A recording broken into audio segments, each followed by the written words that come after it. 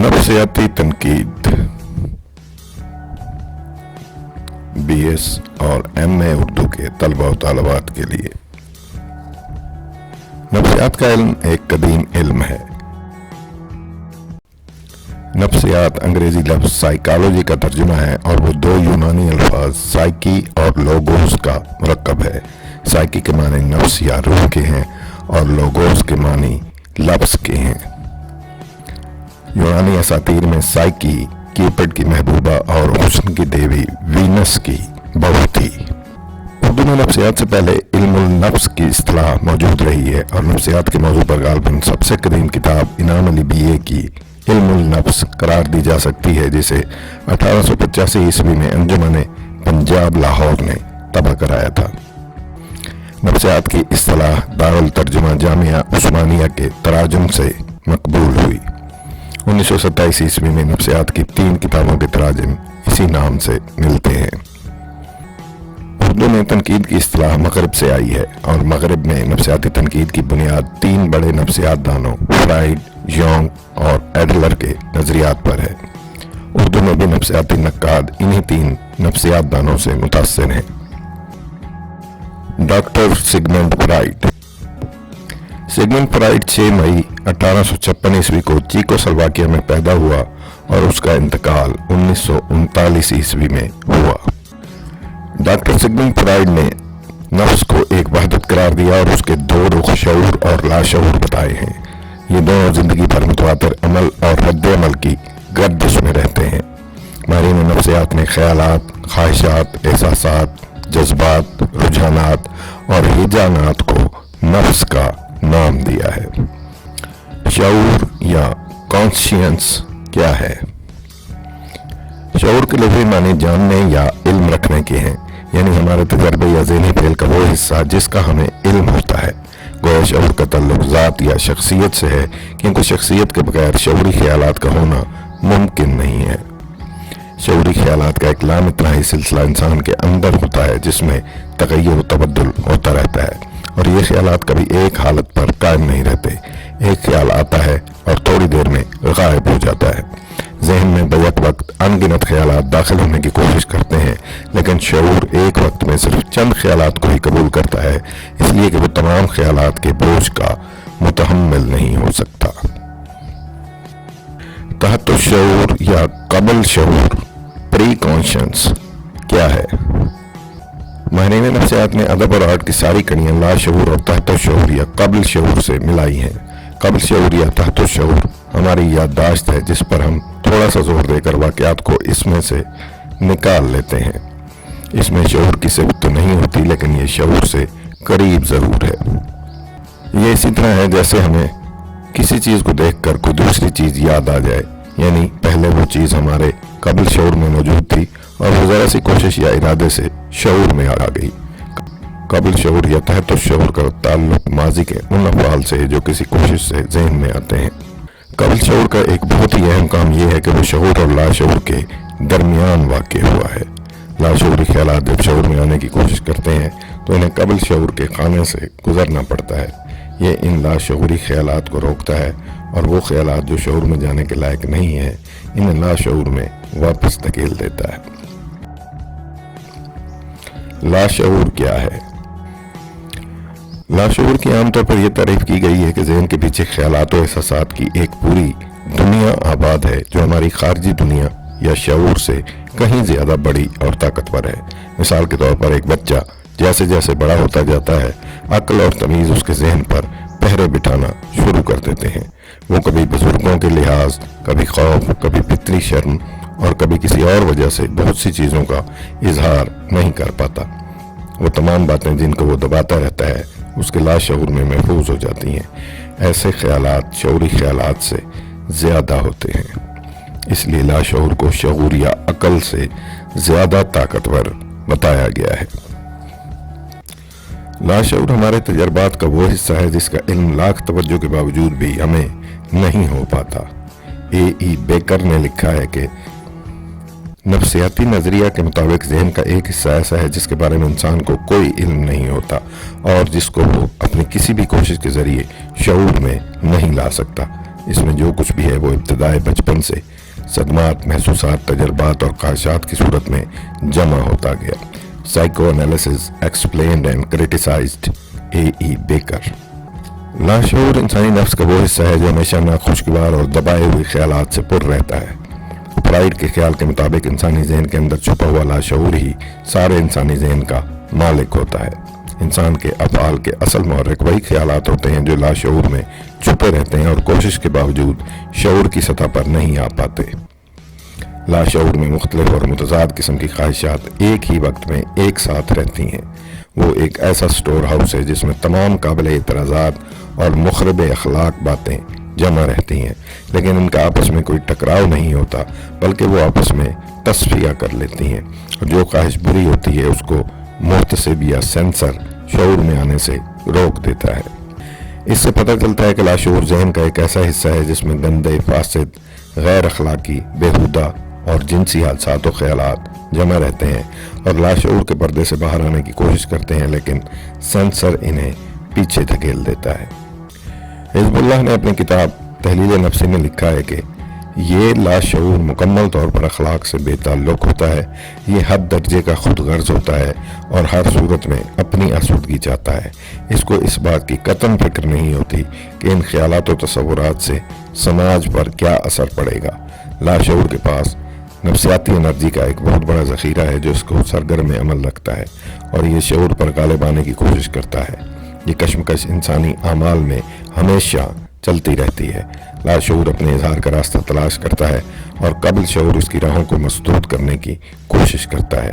جب لاشعور اس میں کامیاب نہیں ہوتا تو وہ بھیس بدل کر آتا ہے تاکہ شعوری قوتیں اس کی راہوں کو نہ روک سکیں۔ ذہن کی یہ کشمکش فنکاروں کے ذہن میں بھی چلتی رہتی ہے۔ ایڈ، ایگو، سپر ایگو اور لبیڈو کیا ہے؟ یہ بات یقینی ہے کہ لاشعور خالص نفسیاتی تصور ہے جس کے تحت فرائڈ بہت سے خیالات اور اعمال کی تشریح کرنا چاہتا ہے۔ ایڈ کیا ہے؟ لاشعور کا اصلی خطہ ایڈ کہلاتا ہے۔ انسان کی پیدائش کے وقت اس کی ذہنی اور دماغی دنیا صرف جبلتوں پر مشتمل ہوتی ہے اور یہ جبلتیں جس جگہ جمع رہتی ہیں وہ ایڈ کہلاتی ہے۔ جبلت ایک فطری رجحان ہے، اس کا تعلق اکتساب یا تجربے سے نہیں ہے۔ یہ وہ افعال ہیں جو بغیر سکھائے ہوئے آ جاتے ہیں۔ لاشعور کے اصلی خطے یعنی ایڈ میں نشاتی جبلتوں کا دور دورہ رہتا ہے جو تناؤ اور رکاوٹ کو برداشت نہیں کرتی ہیں اور اس کشمکش یا تناؤ کو دور کرنے کے لیے داد عیش دینا چاہتی ہیں۔ ایڈ کے پاس جنسی قوت یا ایروٹک انرجی کا بہت بڑا ذخیرہ ہوتا ہے اور ساتھ ہی اس کو اخلاقی اقدار کا کوئی پاس نہیں ہوتا، اس لیے وہ باہر نکلنے کی راہیں تلاش کرتا رہتا ہے۔ ایگو اور سپر ایگو۔ باہری دنیا سے رابطہ کرنے کے لیے ایڈ کو ایک وسیلے کی ضرورت ہوتی ہے۔ چونکہ اندرونی دنیا میں ایڈ کے علاوہ کوئی خطہ نہیں ہوتا، اس لیے اسی کا ایک حصہ بیرونی دنیا سے وسیلے کا کام کرتا ہے جسے ایگو کہتے ہیں، اور ایگو ہی کا ایک حصہ سپر ایگو بن جاتا ہے۔ ایڈ، ایگو اور سپر ایگو ہی انسانی ذہن میں توازن اور غیر توازن کے ذمہ دار ہوتے ہیں۔ فرائڈ نے فطری جبلتوں کو دو طبقوں میں تقسیم کیا ہے، ایک حیاتی اور دوسرے مماتی، یعنی بعض جبلتیں زندگی کے مقصد، تولید نسل اور تسکین نفسی کے فرائض پورے کرتی ہیں اور بعض موت کی طرف لے کر جاتی ہیں۔ انسانی فطرت میں ہلاکت آفرینی اور اذیت پسندی کی خواہشات مماتی جبلت ہی کی وجہ سے ہیں۔ چنانچہ انا یا ایگو حیاتی جبلت کی نمائندہ ہے، جبکہ فوکل انا یا سپر ایگو مماتی جبلت کی نمائندہ ہے، اور یہ دونوں ایڈ کا حصہ ہیں۔ انا اور لبیڈو کا تعلق۔ لبیڈو کا تعلق انا سے ہے۔ فرائڈ کا خیال ہے کہ زندگی کی بنیادی شے لبیڈو ہے۔ فرائڈ نے اس کی تعریف یوں کی ہے: لبیڈو ان جبلتوں کی قوت کا نام ہے جو محبت کے عنوان کے تحت آتی ہیں۔ فرائڈ نے انا کو لبیڈو کا ذخیرہ کہا ہے۔ لبیڈو کو ہم جنسی قوت بھی کہہ سکتے ہیں، لیکن فرائڈ نے اس کو صرف مرد اور عورت کی باہمی کشش نہیں کہا، بلکہ وہ شخصیت کے انتشار کو بنیادی طور پر جنسی خواہش سے وابستہ کرتا ہے، اس لیے کہ انسان کا ذہن پیدائش کے بعد ہی مسرت کی تلاش شروع کر دیتا ہے۔ ہافمین نے لبیڈو کی تعریف کرتے ہوئے لکھا ہے کہ لبیڈو عموماً جنسی انرجی ہے، یہ ایک قسم کی بھوک ہے جو جنسی مقصد سے آسودگی حاصل کرتی ہے، لیکن اس کو اس کے مقصد سے علیحدہ کر کے ایگو میں واپس بھیجا جا سکتا ہے، یعنی اسے خود ایگو میں لگایا جا سکتا ہے، جس سے کہ یہ دھلی ہوئی یا پاک لبیڈو بن جاتی ہے۔ خواب اور آرٹ ناآسودہ خواہشات کی تکمیل کے دو راستے۔ فرائیڈ کے خیال میں انسان کے لاشعور میں جو جبلتیں ہیں، ان میں جنس کی طاقت سب سے بڑی جبلت ہے، لیکن اس پر شعور یا انا کا پہرا ہے جو اسے حیوانی اظہار سے روکتا ہے۔ اس کے ساتھ ہی اس پر مذہب، قانون، سماجی رسم و رواج یعنی معاشرے کا پہرا ہوتا ہے۔ اگر جنسی خواہشات پوری نہ ہوں تو انسان آہستہ آہستہ اب نارمل ہو جاتا ہے یا پھر جنسی کجرویوں کا شکار ہو جاتا ہے۔ پھر ایسے لوگوں کے پاس دو راستے ہوتے ہیں جن کے ذریعے وہ اپنی ناسودہ خواہشات کی تکمیل کرتے ہیں۔ نمبر 1 خواب، نمبر 2 آرٹ یعنی شعر و ادب، مصوری، موسیقی، مجسمہ سازی وغیرہ۔ نمبر 1 خواب یا ڈریمز۔ حکمائے نفسیات کا کہنا ہے کہ ہماری ذہنی زندگی سے خوابوں کا بڑا گہرا تعلق ہے، اور یہ تعلق ہمارے بچپن سے لے کر عمر کے آخری لمحات تک قائم رہتا ہے۔ خواب ہمیں تھوڑی دیر کے لیے ایک دوسری دنیا میں پہنچا دیتے ہیں۔ بعض خواب تو ایسے دل فریب ہوتے ہیں کہ بیداری کے بعد بھی اسی حالت میں رہنے کو جی چاہتا ہے، جبکہ بعض خواب اتنے خراب بھی ہوتے ہیں کہ انسان گھبرا کر بیدار ہو جاتا ہے اور کئی دن تک خوفزدہ رہتا ہے۔ اسی طرح ایک ہی خواب کے بار بار آنے کی بھی شہادتیں موجود ہیں۔ نیند اور خواب کا بھی آپس میں گہرا تعلق ہے۔ خواب کا اصل مقصد نیند کو برقرار رکھنا ہے، لیکن بعض اوقات خواب نیند میں خلل انداز بھی ہو سکتے ہیں، اس لیے خواب کو عموماً سونے اور جاگنے کی درمیانی کیفیت کا نام دیا جاتا ہے۔ حکیم یا ڈاکٹر خوابوں کو معدے کی خرابی یا دوسرے جسمانی عارضوں کا سبب بتاتے ہیں، لیکن انسان کو قدیم زمانے سے ہی خوابوں سے دلچسپی رہی ہے اور وہ ان کی تعبیر معلوم کرنے کی کوشش کرتا رہا ہے۔ قدیم دور میں خواب کو ایسی پیش گوئی سمجھا جاتا تھا جس کے ذریعے آنے والے واقعات و حالات اور حادثات کے بارے میں بتایا جا سکے۔ مذہبی روایات میں یہاں تک کہ قرآن مجید میں بھی خوابوں یا سچے خوابوں کا ذکر ملتا ہے۔ سورہ یوسف میں 2-3 اہم خوابوں کا ذکر ہے جو پیشین گوئی کی حیثیت رکھتے ہیں۔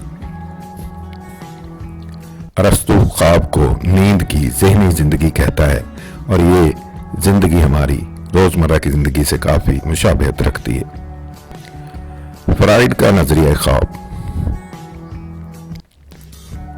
فرائیڈ وہ پہلا شخص ہے جس نے خوابوں کا مفصل سائنسی تجزیہ کیا ہے۔ بیداری کے عالم میں نہ پوری ہونے والی خواہشات جن طریقوں سے خواب میں پوری ہوتی ہیں، فرائیڈ نے ان کے متعلق تفصیل سے لکھا ہے۔ وہ کہتا ہے کہ بیداری میں نہ پوری ہونے والی خواہشات شعور سے نکل کر لاشعور میں مستقل طور پر قیام کر لیتی ہیں اور پھر وقتاً فوقتاً ذہن میں ہلچل مچاتی رہتی ہیں، جس کا نتیجہ ہمارے خواب ہیں۔ ہماری خواہشات خواب میں مختلف شکلیں اختیار کر کے آتی ہیں جو براہ راست یا اشاروں کے نوعوں میں ہو سکتی ہیں۔ فرائیڈ نے ان کا پورا تجزیہ کر کے خوابوں کی 3 اقسام بھی بتائی ہیں۔ نمبر 1 تمنائی خواب یعنی وش ڈریمز، نمبر 2 پریشانی کے خواب یعنی اینگزائٹی ڈریمز، اور نمبر 3 تعزیری خواب یعنی پنشمنٹ ڈریمز۔ پریشانی کے خواب اور تعزیری خواب ایک دوسرے میں ملے جلے ہوتے ہیں۔ خوابوں کے ذریعے ایک طرف تو انسانی لاشعور کو نکاس کا موقع مل جاتا ہے، اور دوسری طرف تحت الشعور یا قبل شعور کو لاشعوری خواہشات پر قادر رکھنے کی بات بھی رہ جاتی ہے، یعنی لاشعوری خواہشیں حالت خواب میں پوری ہو جاتی ہیں جبکہ شعور خوابیدہ حالت میں ہوتا ہے۔ خوابوں کے بعد دوسرا راستہ آرٹ ہے۔ جن لوگوں کو عام زندگی میں جنسی آسودگی نہیں ملتی اور ان کی خواہشات پوری نہیں ہوتی، وہ آرٹ کی طرف مائل ہوتے ہیں، آرٹ میں پناہ حاصل کرتے ہیں، اور ان میں سے بہت سے لوگ اپنے فن کی بدولت بے پناہ شہرت حاصل کرتے ہیں، جیسے ثناء اللہ نے بنگالی لڑکی میرا سنگھ کے ناکام عشق کے ہاتھوں میرا جی کا روپ دھار کر جدید ادب کو آزاد نظم بخشی۔ اسی طرح میر تقی میر نے ناکام محبت اور عارضی جنون کے بعد اردو غزل کو مثالی سوز و گداز بخشا۔ مغرب میں ایسی لاتعداد مثالیں موجود ہیں۔ مائیکل اینجلو ہم جنس پرست تھا، اس نے مجسمہ سازی اور مصوری میں ایک نئے دبستان کی بنیاد رکھی۔ یہ چند مثالیں ہیں اور تقریباً ہر بڑے آدمی کی عظمت کی بنیاد کسی نہ کسی جنسی جذبے پر استوار ملے گی۔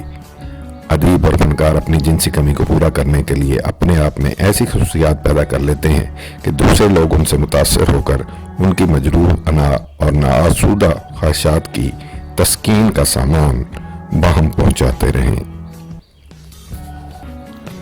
فرائیڈ کا نظریہ تحلیل نفسی، سائیکو انالیسس۔ فرائیڈ کے نظریہ تحلیل نفسی نے بالخصوص یورپ میں بہت سے ذہنوں کو متاثر کیا ہے۔ فرائیڈ کے مطابق انسانی شخصیت کے اجزاء جنسی خواہش سے ترتیب پاتے ہیں اور وہ بچپن سے جن خواہشات کو دباتا رہتا ہے وہ اس کے لاشعور میں جمع ہوتی رہتی ہیں۔ فرائیڈ کے مطابق بچہ سب سے پہلے ماں اور باپ کے عشق میں گرفتار ہوتا ہے، جس کو اس نے اوڈیپس کمپلیکس اور الیکٹرا کمپلیکس کا نام دیا ہے۔ بیٹے کی ماں کی طرف غیر معمولی رغبت کا نام اوڈیپس الجھن یا اوڈیپس کمپلیکس، اور بیٹی کی باپ کی جانب غیر معمولی رغبت کا نام الیکٹرا الجھن یا الیکٹرا کمپلیکس ہے۔ یہ دونوں اصطلاحات یونانی دیو مالا سے لی گئی ہیں جو یونان کے دو مشہور المیوں سے ماخوذ ہیں۔ الیکٹرا کی قسم یوریپیڈیز اور اوڈیپس کی قسم سوفوکلیز کے ڈراموں میں ملتی ہے، لیکن اردو ادب میں عام اور واضح طور پر ان الجھنوں کی مثالیں نظر نہیں آتی، اس لیے کہ یونانی دیو مالاؤں کی طرح اردو زبان کے پس منظر میں ایسی کوئی روایات موجود نہیں ہیں۔ بعض اوقات تمام علم نفسیات کو تحلیل نفسی کے مساوی قرار دے دیا جاتا ہے، جو کہ درست نہیں ہے۔ سیدھے سادے الفاظ میں تحلیل نفسی اس طریقہ علاج کا نام ہے جسے اعصابی مریضوں کے علاج کے لیے ڈاکٹر سگمنڈ فرائیڈ نے وضع کیا تھا، جس کی اساس لاشعور اور اس کے مختلف مظاہر پر ہے، اور جس میں جنس اور اس کے متنوع مظاہر اہم ترین کردار ادا کرتے ہیں۔ فرائیڈ نے تحلیل نفسی کے طریقہ کار کے ذریعے لاشعور کو سائنسی بنیادوں پر سمجھا اور اسے ایک کلینک کی چیز بنا کر عملی زندگی سے وابستہ کر دیا۔ فلسفیانہ مباحث میں لاشعور ایک مبہم اور پراسرار قوت تھی، لیکن فرائیڈ نے اعصابی عوارض اور ذہنی امراض سے لے کر روزمرہ کے معمولات میں اس کی کار فرمائی ثابت کر دی تو لاشعور نابرائی یا ملکوتی پراسرار نہ رہا، بلکہ توانائی کے سرچشمے کا روپ اختیار کر گیا، اور یہی فرائیڈ کا اصل کارنامہ ہے۔ فرائیڈ کا نظریہ ادب۔ فرائیڈ کا نظریہ تحلیل نفسی ہی دراصل اس کا نظریہ ادب ہے۔ تحلیل نفسی سے مراد دماغی تجزیہ اور دماغ کا علاج ہے۔ فرائیڈ نے سب سے پہلے 1881 عیسوی میں ہسٹیریا کی ایک مریضہ کا علاج تحلیل نفسی کے ذریعے شروع کیا تھا۔ بعد میں ادب اور ادیب کے بارے میں بھی آہستہ آہستہ انہی طریقوں کو استعمال کیا جانے لگا، اور تحلیل نفسی کی دریافت ادبی تنقید میں اہمیت کی نظر سے دیکھی جانے لگی۔ تحلیل نفسی انسان کے مدفون حالات زندگی اور الجھنوں یا کمپلیکسز کی تلاش کا نام ہے۔ فرائیڈ کا یہ نظریہ کئی لحاظ سے ادبی اور غیر ادبی دونوں طرح کی تخلیقات کے لیے بہت اہم ہے۔ اس نے خواب کو خواہشات کی تسکین کا ذریعہ قرار دیا تھا، اور یہی تشریح ادب پر بھی لاگو ہوتی ہے۔ اگر ادیب کی تحلیل نفسی کی جائے تو اس کی تخلیقات میں اس کی تشنہ خواہشات کی تسکین کا اظہار ملے گا۔ اس لیے کسی تخلیق کو جانچنے کے لیے تخلیق کار کی شخصیت کا مطالعہ بہت ضروری ہے۔ فرائیڈ نے دو اہم وجوہات کی بنا پر ادب سے خصوصی دلچسپی ظاہر کی۔ ایک تو اس لیے کہ وہ خود ادبیات کا شائق تھا اور اسے تخلیق کاروں کی شخصیات اور تخلیقات میں لاشعور کی کار فرمائی نظر آئی۔ دوسری وجہ بحیثیت ایک معالج کے اس کی دلچسپی کا مرکز انسانی ذہن اور اس سے وابستہ لاشعوری محرکات تھے، جن کا مطالعہ اس نے اپنے پاس آنے والے مریضوں کی نفسی چھان پٹک سے کیا۔ فرائیڈ سے متاثر اردو ناقدین۔ اردو میں بالعموم میرا جی کو نفسیاتی تنقید کا بانی سمجھا جاتا ہے، لیکن اس سے پہلے مرزا محمد ہادی رسوا کے تنقیدی مراسلات اور وحید الدین سلیم کی بعض تحریروں میں اردو میں نفسیاتی تنقید کی قدیم ترین مثالیں نظر آتی ہیں۔ اسی طرح ریاض احمد، شبیح الحسن، ڈاکٹر وزیر آقا اور سلیم احمد کے نام بھی ان نقادوں میں شامل ہیں جنہوں نے بعد کے دور میں اردو ادب کو نفسیاتی حقائق پر پرکھنے کی کوشش کی۔ ڈاکٹر سلیم اختر جدید دور کے نفسیاتی نقادوں میں ایک بڑا نام رکھتے ہیں۔ کارل گستاو یونگ کے نظریات۔ کارل گستاو یونگ 26 جولائی 1875 عیسوی کو سوئٹزرلینڈ میں پیدا ہوا اور 6 جون 1961 عیسوی کو انتقال کر گیا۔ یونگ کا شمار ان ماہرین نفسیات میں ہوتا ہے جنہوں نے کچھ عرصہ تو فرائیڈ کے نظریات کو درست تسلیم کیا، لیکن بعد میں اپنے جدا گانہ انداز نظر کی بدولت الگ دبستانوں کی تشکیل کا سبب بنے۔ یونگ کا نظریہ لاشعور۔ فرائیڈ کے نفسیاتی نظریات میں تحلیل نفسی کو بنیادی اہمیت حاصل ہے، لیکن یونگ کا نظریہ اس سے مختلف ہے۔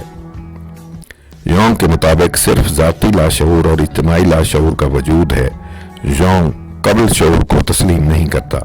اس نے 1917 عیسوی میں اجتماعی شعور پر اپنے خیالات کا اظہار کیا تھا۔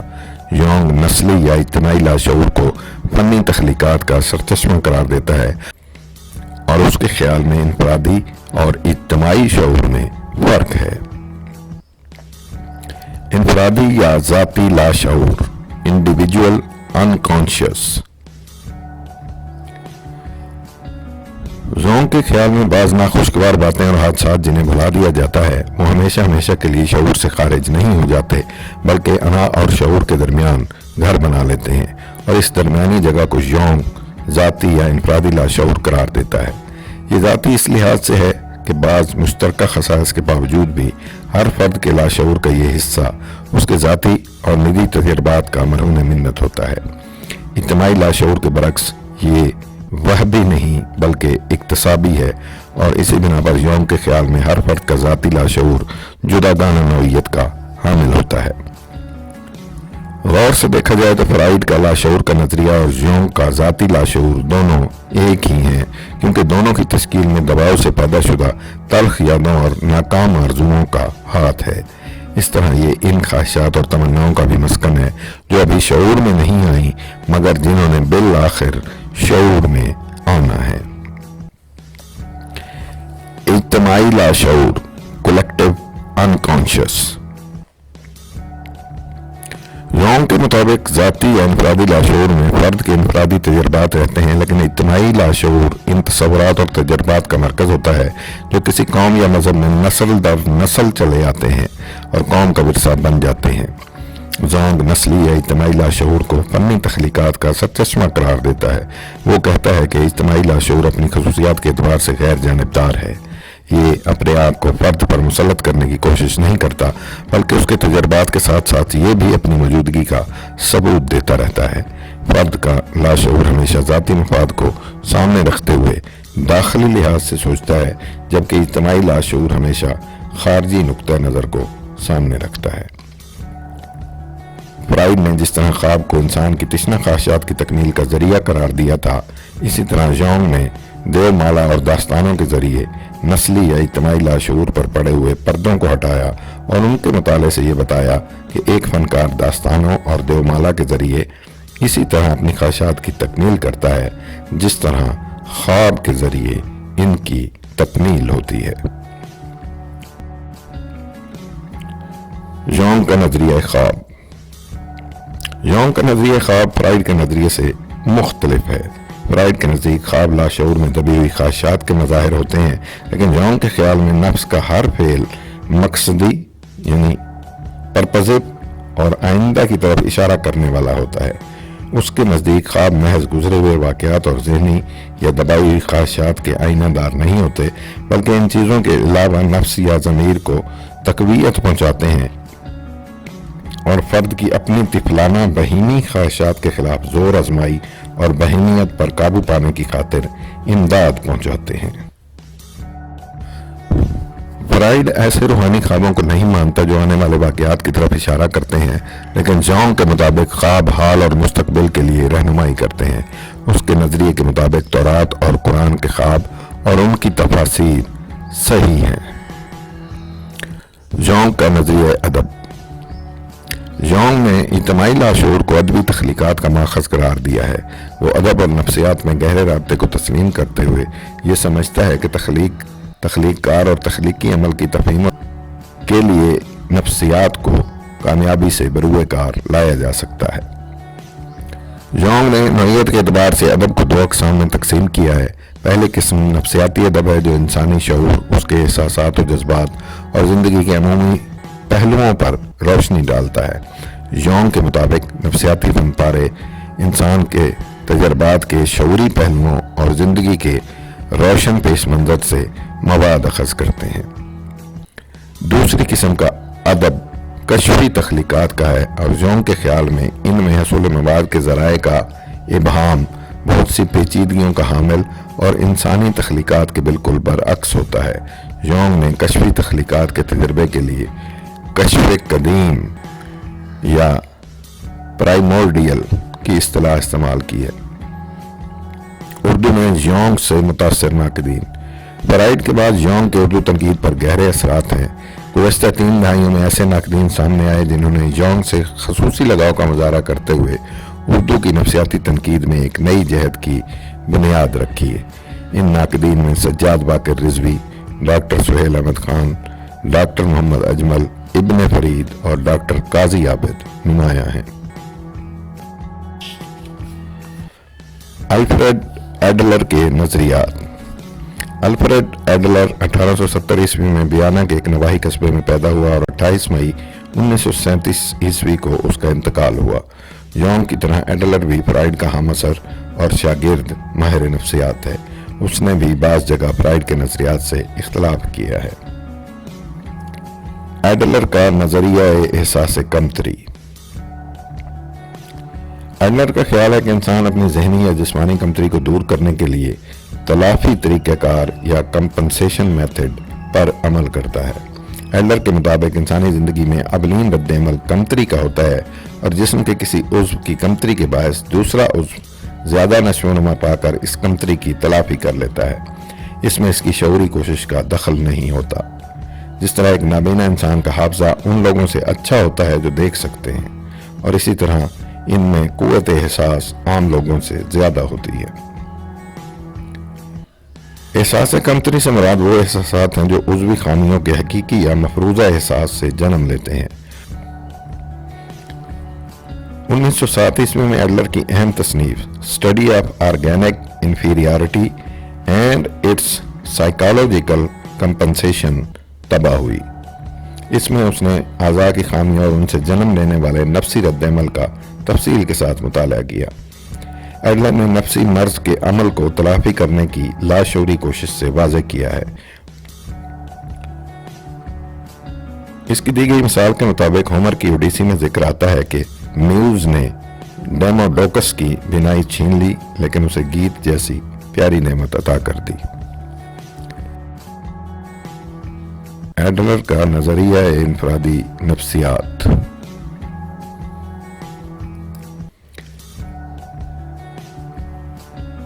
ایڈلر کا نظریہ انفرادی نفسیات یا انڈیویجول سائیکالوجی کے نام سے مشہور ہے۔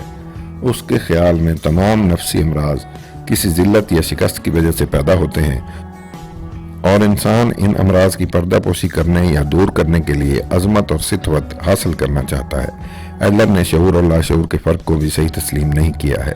اس کا کہنا ہے کہ جن چیزوں کے بارے میں ہم شعور حاصل کرنا چاہتے ہیں وہ بھی ہماری برتری کے احساس کی تکمیل کے لیے ہوتا ہے۔ ایڈلر نے جنسی خواہشات کے مقابلے میں قوت یا برتری حاصل کرنے کی خواہش کو زیادہ اہم قرار دیا ہے۔ ایڈلر بچپن کی زندگی پر اپنے نظریہ نفسیات میں زیادہ زور دیتا ہے کیونکہ بچے احساس کمتری سے زیادہ پریشان رہتے ہیں اور ان کا یہی احساس کمتری آگے چل کر دوسری الجھنوں یا کمپلیکسز میں بدل جاتا ہے۔ برتری کا احساس بھی ایک قسم کا احساس کمتری ہے۔ یوں تو برتری ایک بنیادی خواہش ہے لیکن بعض لوگوں میں یہ ایک بیماری بن جاتی ہے اور تحلیل نفسی نے یہ ثابت کر دیا ہے کہ انسان میں برتری کا احساس دراصل کسی عیب کو چھپانے کے لیے ہوتا ہے۔ ایڈلر کے مطابق اپنی بعض جسمانی کمزوریوں کو چھپانے کے لیے لوگ ایسا لباس پہنتے ہیں یا اس طرح چلتے اور بولتے ہیں کہ دوسروں کی توجہ اپنی طرف مبذول کر لیں۔ اس طرح وہ اپنی کسی کمی کی خفت کو مٹانے کی کوشش کرتے ہیں۔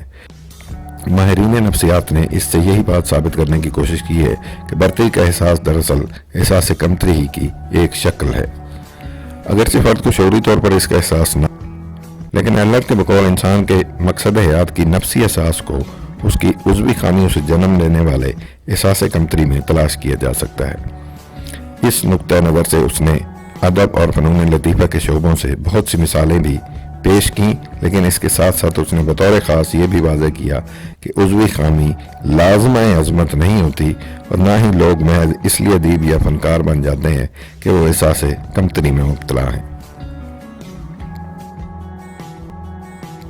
ایڈلر کا نظریہ ادب۔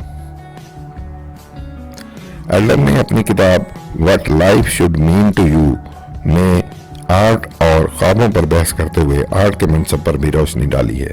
اس کے خیال میں آرٹ اور خواب کا فرق مقاصد کا فرق ہے۔ خواب کی مانند آرٹ بھی ایک خاص نوعیت کی ذہنی حالت کو جنم دینے کی کوشش کرتا ہے اور ہمیں مائل و عمل بھی کرتا ہے۔ در حقیقت آرٹ یا فن تمام زندگی کے بارے میں ہمارے رویے کو متاثر کرنے کی کوشش کرتے ہوئے ہم میں جرأت اور ذہنی رفت جیسے خصائص کو سراہنے کا جذبہ ابھارتا ہے، اور اس لحاظ سے آرٹ کو سماجی زندگی کے لیے اعلیٰ ترین تربیت قرار دیا جا سکتا ہے۔ ان خیالات سے یہ بات بھی واضح ہوتی ہے کہ ایڈلر آرٹ کے سماجی منصب کا شدت سے قائل تھا، کیونکہ ادب یا فن انسان میں تہذیبی اقدار کی عظمت کا احساس ابھارتا ہے۔ اردو میں ایڈلر سے متاثر ناقدین۔ اگرچہ اردو کے نفسیاتی ناقدین میں کوئی ایسا نہیں ہے جسے بطور خاص ایڈلر کا پیروکار قرار دیا جا سکے، لیکن اس کے باوجود ایسے ناقدین کی کمی نہیں جنہوں نے حسب ضرورت ایڈلر کے نظریہ احساس کمتری سے امداد لی۔ مثلا میرا جی نے فرائیڈ کے نظریہ تحلیل نفسی پر مبنی بیشتر تنقید کے باوجود کہیں کہیں احساس کمتری کے تصور کو بھی استعمال کیا ہے۔ اختر اور رینوی نے بھی اس تصور سے اردو میں استفادہ کیا ہے، اور حیات اللہ انصاری کے ہاں اس نظریے کی واضح بازگشت سنائی دیتی ہے، جبکہ ڈاکٹر سلیم اختر نے بھی اپنی تحریروں میں کہیں کہیں ایڈلر کے نظریات کی پیروی کی ہے۔ Thank you.